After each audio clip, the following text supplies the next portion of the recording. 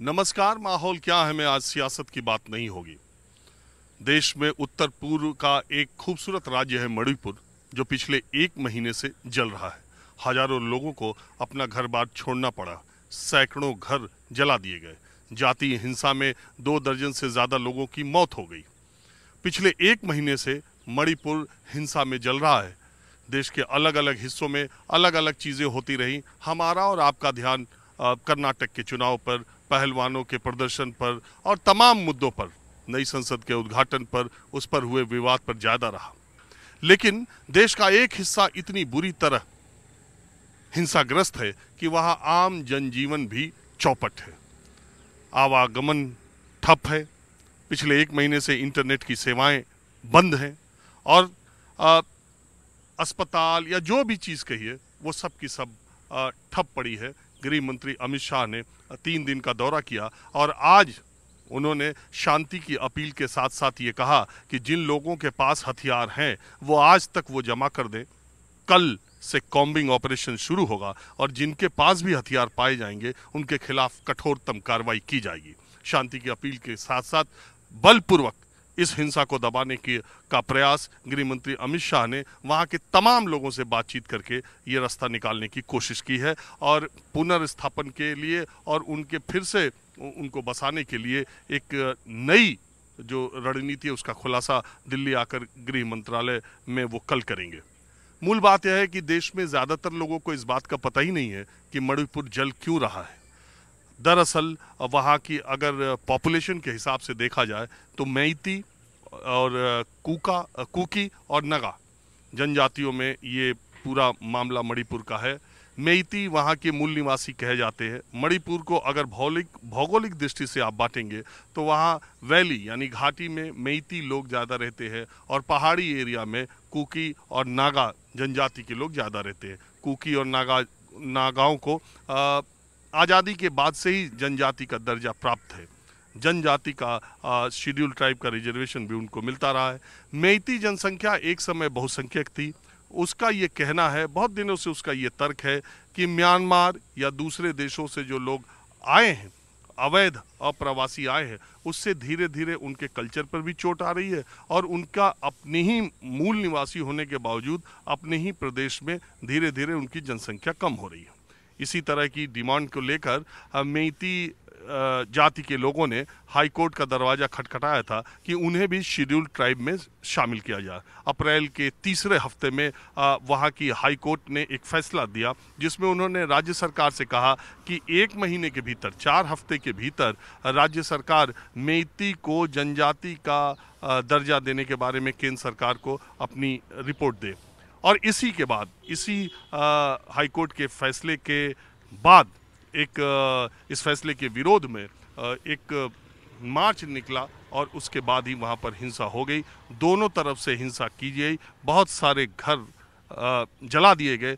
हिंसा के लिए दोनों तरफ के लोग जिम्मेदार हैं और अब शांति की अपील और मणिपुर को वापस पटरी पर लाने के लिए सब तरह से प्रयास किए जा रहे हैं। आपको इस बात की चर्चा कम ही देखने को मिलेगी, लेकिन दिल्ली में हजारों की संख्या में मणिपुरी छात्र रहते हैं। पिछले 1-1.5 महीनों से उनका इंटरनेट के जरिए, चूंकि वहाँ बैंक भी बंद है, सब कुछ बंद है, इंटरनेट भी बंद है, तो उन बच्चों की पढ़ाई लिखाई वो अपने परिवार के लोगों से और जो जरूरी खर्चा होता है वो भी, पैसे भी उन तक नहीं पहुंच रहे। मणिपुर में हजारों छात्र इस वक्त बहुत संकट में है और पूरे मणिपुर के रहने वाले लोग जहां भी दुनिया में हैं वो इस वक्त बहुत चिंता में है कि उनके प्रदेश को क्या हो गया, कब नॉर्मलसी आएगी। तो इस अपील के साथ न्यूज़ 24, हम कोई सनसनी या इसमें कोई सनसनी पैदा करने वाली कोई खबर नहीं, आप भी और हम भी और इस देश के हर नागरिक को ये इस दिशा में प्रयास करना चाहिए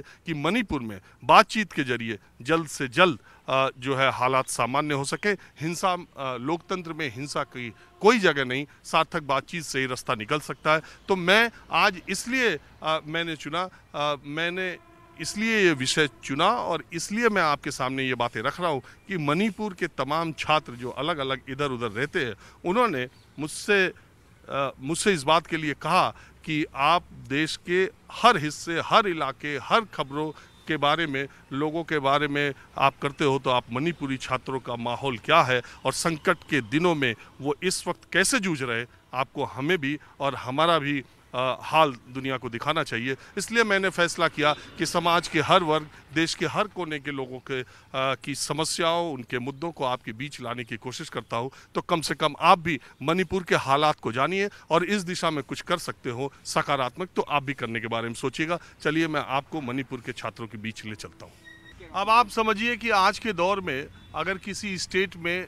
1 महीने हो जाए जब इंटरनेट न चले, और वहाँ के जो हालात मैंने आपको बताए मणिपुर के बहुत सारे स्टूडेंट्स पढ़ने के लिए दिल्ली आते हैं। उनका अपना एक सर्कल है। आप दिल्ली विश्वविद्यालय आएँ, आप JNU जाएं, हर जगह मणिपुर के स्टूडेंट्स आपको मिल जाएंगे। मणिपुर हिंसा के बारे में विपक्ष और ये आरोप भी लगता है कि राज्य सरकार ने इसकी गंभीरता को समझने में देरी कर दी। केंद्र सरकार पर आरोप ये लगता है कि जब हिंसा के शुरुआती दिन थे तब पूरी की पूरी केंद्र सरकार कर्नाटक चुनाव में व्यस्त थी, प्रधानमंत्री, गृह मंत्री उधर थे, ये आरोप लगता है। लेकिन गृह मंत्री ने 3 दिन के दौरे के बाद रिटायर्ड चीफ जस्टिस हाईकोर्ट के अध्यक्षता में एक न्यायिक आयोग गठन करने की बात कही है और जल्दी हिंसा के कारणों का पता लगाने के लिए ये कमीशन अपनी रिपोर्ट देगा।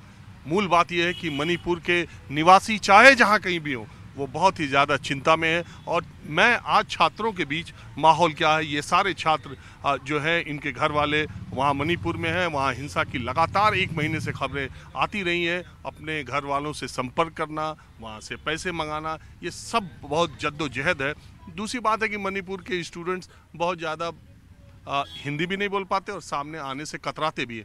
दूसरे, उस राज्य में ऐसी स्थिति पैदा हुई है, 2 वर्गों में जातीय हिंसा की ऐसी बात आई है कि सामने आने में किसी को भी परहेज है। लेकिन ये लोग ये जानने के लिए कि स्टूडेंट्स के बीच में, मणिपुर के छात्र जो दिल्ली में दूर बैठे हुए हैं, उनके बीच क्या माहौल है, मैं कुछ यहाँ पर स्टूडेंट्स हैं उन्हीं से बात करता हूँ। आपका नाम? जैक्सन। आप PhD करते हैं, मुझे पता चला। जी, JNU पे PhD चल रहा है मेरा। और अभी पहले आपकी इस डिस्कशन के पहले हम मणिपुर से, अभी मणिपुर में हिंसा चल रहा है, इसमें विक्टिम्स हो गया लोग, इसमें मणिपुर में प्रॉपर्टीज़ का डैमेज हो गया। ये सारे मणिपुर का वायलेंस के विक्टिम्स के नाम पे हमें श्रद्धांजलि देना है पहले, और हमसे उनका रेस्पेक्ट है और हमारा सॉलिडारिटी भी है किसी भी जातियों का, दोनों का। इसमें हम दिल्ली का स्टूडेंट्स है। दिल्ली में JNU पे, दिल्ली यूनिवर्सिटी में, जामिया में, सारे इंडिया के एलीट यूनिवर्सिटीज़ में हम यहाँ पे PhD, ग्रेजुएशन, मास्टर्स यही करते रहते। बहुत सारे कम्युनिटीज़ का आते हैं मणिपुर का, यही दिल्ली में हम डायस्पोरा कम्युनिटी का। अभी मणिपुर के हिंसा से वजह से ज़्यादा फाइनेंशियल का प्रॉब्लम, पैसे का प्रॉब्लम, स्टूडेंट्स लोग तो बहुत इसका प्रॉब्लम है दिल्ली में। तो घर भी इंटरनेट बंद हो गई, बैंक क्लोज हो गई और कम्युनिकेशन का बहुत प्रॉब्लम भी है। तो घर से पैसे, अभी एग्ज़ाम का टाइम भी है, एग्ज़ाम का फॉर्म भरना भी है, एग्ज़ाम का ये CUCET के एग्ज़ाम भी करना है, ये कॉलेज का एग्ज़ाम भी देना है, उसका एडमिट कार्ड भी लेना है, UGC नेट का एग्ज़ाम भी आ गया। इसी टाइम में इंटरनेट बंद हो गई, स्टूडेंट्स के पास पैसे नहीं है, अभी घर से पैसे देने का ये चैनल भी बंद हो गया। तो हम इसकी बात लेके दिल्ली सरकार, मणिपुर का सरकार और सेंट्रल गवर्नमेंट से हम अपील करना चाहते हैं कि मणिपुर का स्टूडेंट्स किसी के जाति भी हो, नागा, मैतई, कुकी, इसकी आप इसमें ध्यान दीजिए और स्टूडेंट्स को थोड़ा आप इंक्वायर कर दीजिए और देख लीजिए आप क्या कर सकते हैं, राशन दे सकते हैं, कुछ तो कर दीजिए सर। इससे मेरा पहला अपील है। देखिए, मैं जैक्सन ये बताऊं कि आज ही गृह मंत्री अमित शाह ने जो 3 दिन की बैठक की थी, उसमें मुश्किल बात ये है, स्टूडेंट्स की बात मैं इसलिए कह रहा हूँ कि मुश्किल बात ये है कि सारे जो इम्पोर्टेंट एग्ज़ाम्स हैं वो इन्हीं दिनों होते हैं। 3 मई से लगातार वहाँ हिंसा हो रही है। 3 मई से सब कुछ वहाँ ठप है। सारे एग्ज़ाम, जैसा इन्होंने कहा, अगर यूजीसी के एग्ज़ाम देख लीजिए, नेट जीआरएफ के, अगर आप नीट के एग्ज़ाम देखिए, अगर आप सिविल सर्विसेज का एग्ज़ाम देखिए, अगर आप दिल्ली यूनिवर्सिटी के एंट्रेंस एग्ज़ाम देखिए, चाहे अंडर ग्रेजुएशन के हो चाहे पोस्ट ग्रेजुएशन के हो, वो सारे एग्ज़ाम यूनिवर्सिटीज़ के इसी वक्त होते हैं। और मणिपुर के छात्र छात्राएं भारी संख्या में, बड़ी संख्या में दिल्ली और देश के दूसरे बड़े शहरों में पढ़ने के लिए जाते हैं। तो ये कितनी बड़ी तकलीफदेह बात है। ये हिंसा तुरंत खत्म होनी चाहिए। हमारी अपील है कि बातचीत का रास्ता, सुलह का रास्ता होना चाहिए दोनों पक्षों से, जो अभी वहाँ हिंसा हो रही है। और गृह मंत्री अमित शाह ने कहा है कि केंद्र सरकार के शिक्षा मंत्रालय के अधिकारी मणिपुर पहुंच रहे हैं और पहुंच गए भी हैं। वो 1-2 दिन में मणिपुर के शिक्षा विभाग के अधिकारियों से बातचीत करके ये रास्ता निकालेंगे कि मणिपुर के बच्चों को एग्ज़ाम्स के लिए और सारी चीज़ों के लिए क्या व्यवस्था की जाए।